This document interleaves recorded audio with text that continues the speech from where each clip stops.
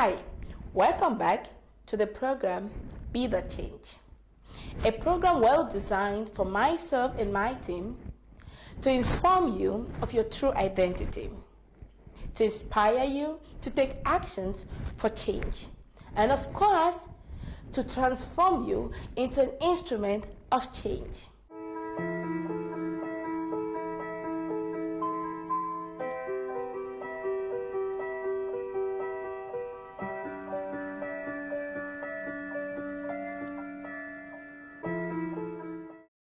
Today, we're going to be talking about the 3 essentials for change. But before we get there, I want you to take some few minutes to reflect on the word change. When you hear of change, what comes up in your mind? What are the images you associate with change? What are the pictures you have in your mind? What are the experiences you've made with change? And I want you to have this question at the back part of your mind. Why must I change? Or why not? Having said that, I would like us to see or hear what dictionary.com says about change. It says, to make a form of something, the content of something, and maybe the future course of something different. Really? Different from what? It will mean that it was somehow different before, and then it is going to be again different now. Change is inevitable, if you like it or not. Let's be more practical. You know, some few years back, I was called Vera Kenya Yemle. And today, after being married, I'm called Vera Sompon. I remember 30 years ago, I was still a girl, innocent. Today, I'm a woman, married with 2 kids. And you know, I was a little slimmer in those days than today. Has change taken place? Yes. There's been an evolution. There's been a development, right? I guess yes. Now I'm going to be talking on a very sensitive topic now. And this topic is so important for us all. The beginning. When God created humans, He created one human, and we all are in this human. So you know, when God created this human, He created this human in His image, in His likeness, in His beauty, in His consciousness, in all of its potentials. And then He chose to give assignments to these humans. And because He wanted these humans to have different assignments and different purposes, He said, now I create a house. And that house, we can call it body. So the male body and the female body. Has there been change? Yes. Because the original plan of God was that all humans were like Him. It means we are like God and we are God. And today, this house called the male seemed to have dominated the world so that the female has no more place to live. And what happens? Many female humans are frustrated, are desperate, and can't really achieve their full potentials.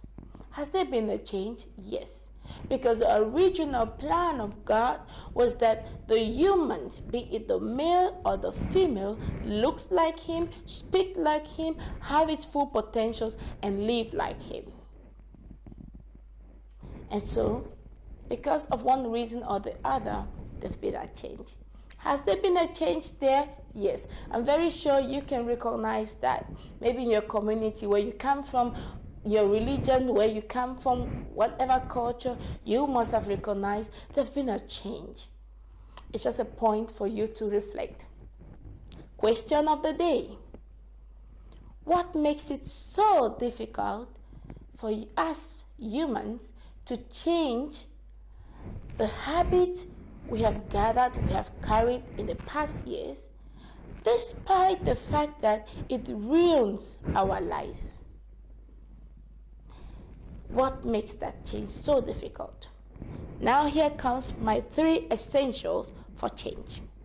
1, to understand that change is inevitable. Change is inevitable. So if we must understand and if we must change, then we should understand that change is inevitable. Result, it's either I'm a victim of change because change is inevitable, or I initiate change. More practical example. Many of us come from different places, from different parts of the African continent, and we live in Europe. Has there been a change? Yes, there has been a movement. So, the cell phones you are using today was not there back. Has there been a change? Yes, in development. And if you're using the cell phone and admiring it and enjoying it, it is a change that has taken place. Now the question is, are you going to be willing to be an initiator of change, or you choose to be a victim of change? Essentials number 2, plan for change. The problem we have nowadays is we no longer plan for change. It's so amazing that we go into the grocery shops or we go to do shopping, we write on our list, we detail exactly what we want to have. But that which pertains to our life, to our relationships, to our relationship with the children, to our family, to our career, to our businesses, we never write them down. Is that not amazing? Now, if you must be conscious of the fact that change is inevitable, then you have to plan for change. Let's take a simple example with kids. I have 2 children, a boy and a girl. Now, each time I work towards their change, because beginning they were so small, they were not talking, and life was a little easier. Was easier. Now, they are almost talking, they can reason me out, and it's different. So if I had not planned for this time of puberty, then it makes life very difficult. I'm very sure you agree with me. Another example, families. Many of us come from Africa, and if your wife in Cameroon, for example, was at home because she didn't have the same opportunity like you to work, and now she's in Germany and has all those opportunities, the kids are grown up, and for one reason or the other, you say no, she should not work. The question is, why? And so, if you do not plan for a change, change will come anyway. Because after some time, your wife will say, but I think I want to change. I want more in life. I want to be financially independent. But it doesn't mean that I do not respect you. And when she takes that step, if you're not prepared as a husband, you're definitely going to break down. Point number 3, change your mindset towards change. Change what you think about change. Change, because it's inevitable, it's important that you think about your mind and your thoughts towards change, because only then can change take place. And remember, we want to be instruments for change, and it all begins within. And there is a very beautiful proverb that says, if you want to change the world, don't go that far. Start within you. And if you start within you, I'm very sure the world will be changed. If you find this video interesting, then don't forget to subscribe, share, like, and of course, leave your comments below. My name is Vera Sompon, and I am your sister in change. This is our platform. This is our community. We're a big family. We interact, we exchange, we dialogue on diverse issues towards change, because we want the change and we want to be instruments of change. It's about you and it's about me. Like, share, and of course, leave your comments below.